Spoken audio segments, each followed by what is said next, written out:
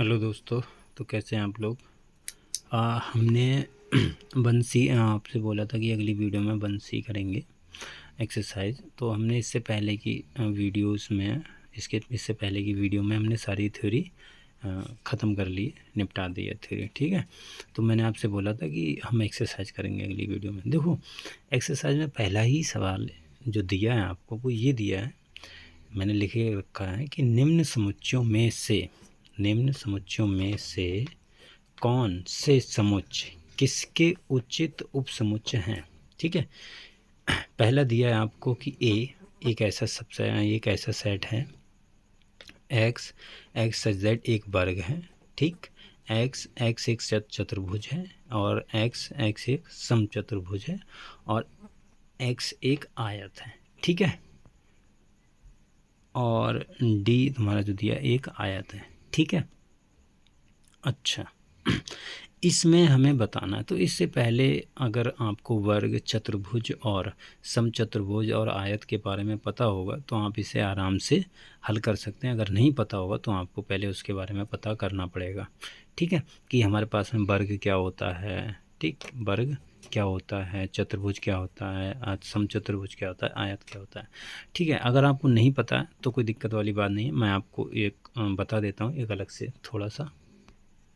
तो देखो, जो वर्ग होता है, वर्ग आयत में थोड़ा थोड़ा बता देता हूँ। जैसे जो वर्ग होता है, आपको पता होगा कि वर्ग की चारों भुजाएं समान होती हैं। प्रत्येक कोण कितने का होता है, 90 अंश का होता है। प्रत्येक कोण आपका कितने होगा, 90 का। अगर आपको नहीं पता तो आप इससे पहले पढ़ लीजिए। चारों भुजाएं समान होती हैं, पहली बात। चारों कोण बराबर होते हैं। कोण सभी के से ए बी सी डी, चारों कोण कैसे होंगे, बराबर होंगे। अच्छा, इसके विकर्ण समान होते हैं। विकर्ण क्या होते हैं, विकर्ण ये वाले होते हैं। आमने सामने के कोणों को मिला दो तो विकर्ण कैसे हो जाएंगे, ये हमारे विकर्ण हो जाएंगे। ठीक है। यहाँ पर ए सी और बी डी ये तुम्हारे क्या हो गए, ये विकर्ण हो गए। अच्छा, इसके बाद में वर्ग एक चक्रीय चतुर्भुज होता है, चक्रीय चतुर्भुज भी होता है। ठीक है। और वर्ग एक आयत भी होता है। भाई आयत तो हो गई, अभी मैं बताऊंगा आयत। समांतर चतुर्भुज भी होता है। समांतर चतुर्भुज क्या होता है, आप आपस की आमने सामने भुजाएं कैसी हो, समांतर हो। ठीक है, यानी समांतर एक दूसरे को कभी भी ना काटें कहीं पर भी। ठीक है, ये चतुर्भुज, ये तुम्हारा वर्ग का वर्ग की कंडीशन होगी, वर्ग की कुछ इंपॉर्टेंट बातें होगी। ये क्या, ये आपको जानना जरूरी है वरना आप सवाल नहीं कर पाओगे। ठीक है। अच्छा, दूसरा जो तुम्हारा है वो है आयत। आयत क्या होता है, देखो आयत में आमने सामने की भुजाएं बराबर होती हैं। और जैसे ये ए बी बराबर डी सी होगी, यहाँ पर क्या होगी, ए बी बराबर डी सी और ए डी बराबर बी सी।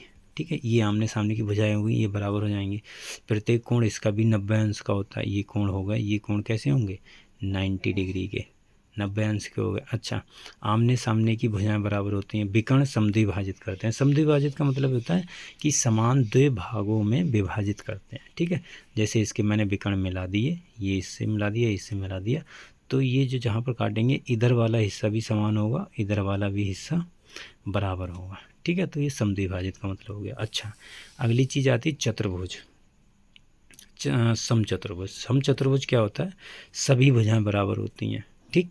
अब सम्मुख कोण बराबर होते हैं। सम्मुख कोण का मतलब है कि आमने सामने, जैसे यहाँ डी के सामने कौन सा है, बी, और ए के सामने कौन सा है, सी, तो ये सम्मुख कोण होगा। ये कैसे होंगे, बराबर होंगे। अच्छा, इसके बाद में सम्मुख कोण बराबर होते हैं और विकर्ण एक दूसरे को समकोण पर समद्विभाजित करते हैं। ठीक है, तो ये तुम्हारा समचतुर्भुज हो गया। विकर्ण एक दूसरे को समकोण पर समद्विभाजित करते हैं, कहने का मतलब है कि अगर मैं आमने सामने कोणों को मिला दूंगा तो ये समकोण पर समद्विभाजित करेंगे, यानी 90 अंश पर काटेंगे। ठीक है, ये तुम्हारा समचतुर्भुज हो गया। अच्छा, उसके बाद में आता है तुम्हारा चतुर्भुज।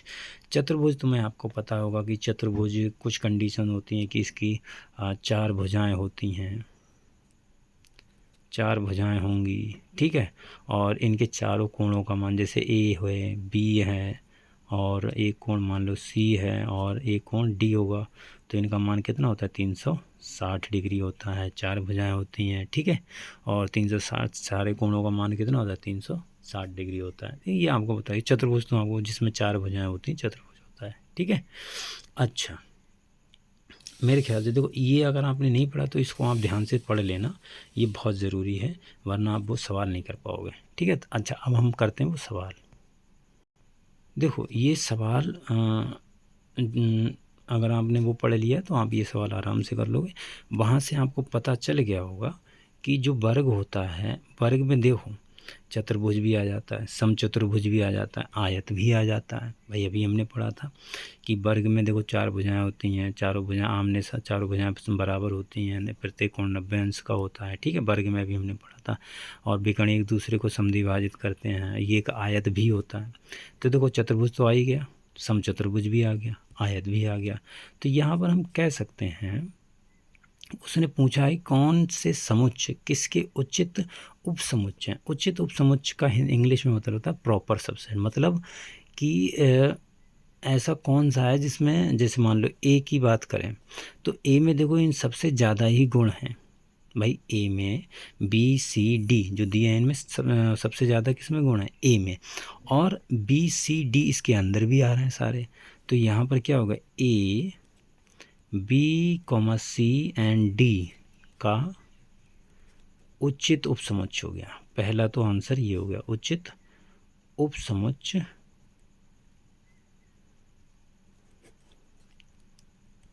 होगा, ठीक है। पहला आपका आंसर ये हो गया, उचित उपसमुच्चय हो गया। अच्छा, अगली चीज़ क्या हो जाएगी, देखो अब जैसे डी है, ठीक है, डी एक आयत है, और एक जैसे बी है, बी एक चतुर्भुज है। तो आयत चतुर्भुज तो होता ही है भाई, आयत चतुर्भुज तो होगा ही, बल्कि आयत में और कंडीशन ज़्यादा हो जाती है कि उसके विकर्ण एक दूसरे को समद्विभाजित करते हैं, प्रत्येक कोण 90 अंश का होता है, ठीक है। आमने सामने की भुजाएं बराबर होती हैं। तो डी में बी के तो सारे इसमें गुण आ ही गए। तो डी क्या हो गया, दूसरी बात ये सही हो जाएगी, दूसरा जो डी है वो बी का उचित उपसमुच्चय हो गया, ठीक है, उपसमुच्चय है। क्लियर। अच्छा, तीसरी बात क्या हो जाएगी, तीसरी बात ये हो जाएगी जो सी है वो बी का भी उचित उपसमुच्चय हो गया, उचित उपसमुच्चय होगा, ठीक है। तो ये बात हमारी, ये पहला सवाल हमने कर लिया। अच्छा, इसके बाद में दूसरा सवाल है। देखो जो इसका दूसरा सवाल है वो ज़्यादा कठिन नहीं है, इसलिए मैं इसके सारे पार्ट नहीं लूँगा, एक दो पार्ट ले रहा हूँ। जैसे देखो आपको दिया पहला कि पहला ही है, ए पार्ट है इसका कि ए कॉमा बी क्या इसका प्रॉपर सबसेट नहीं है। ये मतलब पूछा है कि कौन सा कथन सत्य है, कौन सा असत्य है। और बी पार्ट में दिया है जैसे ए कॉमा ई प्रॉपर सबसेट है x, x such that x क्या है, अंग्रेजी वर्णमाला, अंग्रेजी वर्णमाला का एक स्वर है, का एक स्वर है, ठीक है।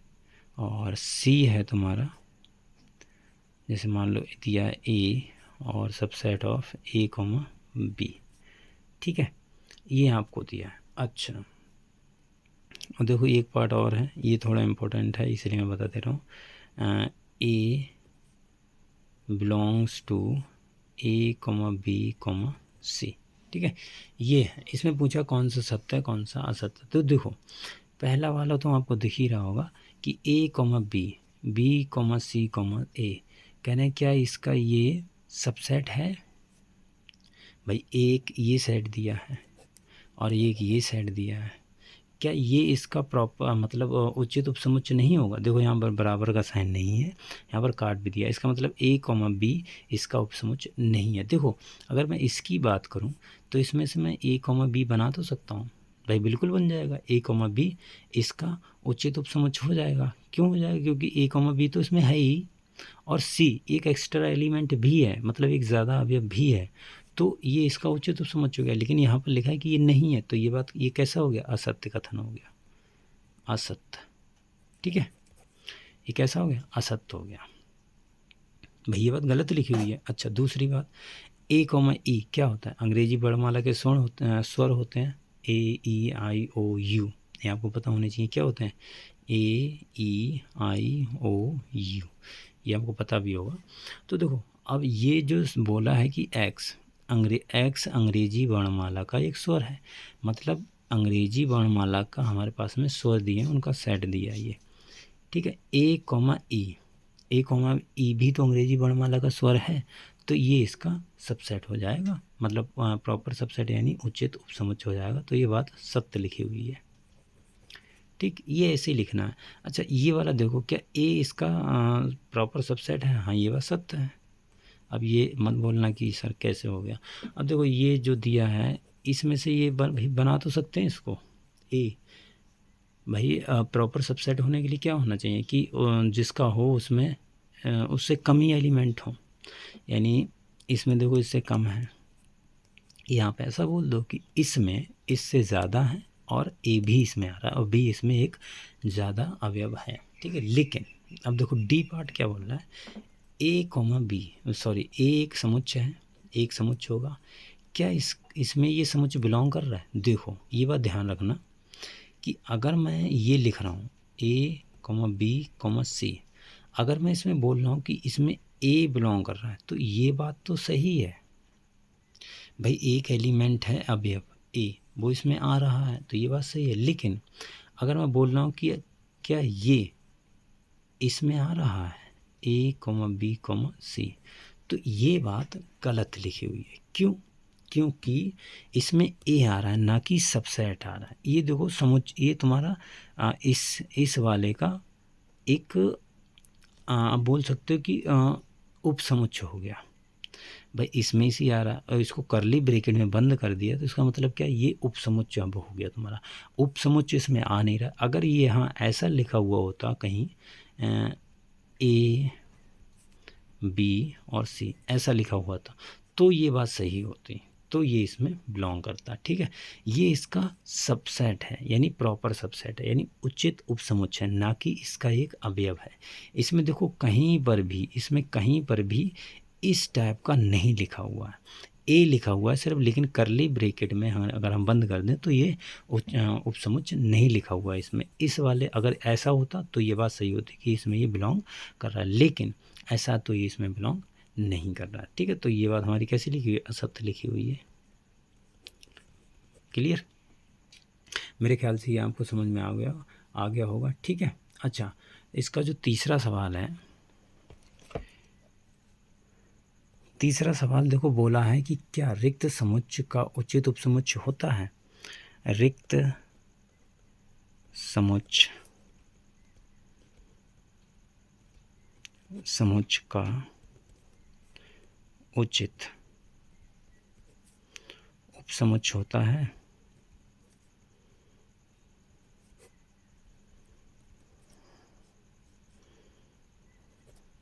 रिक्त समुच्चय का उचित उपसमुच्चय होता है, तो ये बोल रहा है क्या ये बात मतलब ऐसा होता है? तो देखो पहली बात तो रिक्त समुच्चय क्या होता है, मान लो हमारे पास में कोई मान लो ये है फाई, तो कैसा है रिक्त समुच्चय। अब इसका उचित उपसमुच्चय क्या बनाओगे? भाई ये तो खुद ही खाली है ना, तो इसका उचित उपसमुच्चय क्या बनाओगे? भाई उचित उपसमुच्चय बनाने के लिए कम से कम इसमें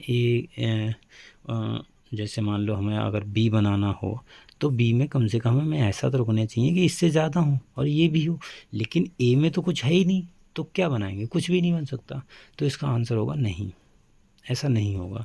रिक्त समुच्चय का उचित उपसमुच्चय नहीं होता, बस इतना ही है, ठीक है। अच्छा देखो अगला है चौथा सवाल, बहुत सिंपल है। चौथा सवाल जो दिया है वो बहुत सरल है।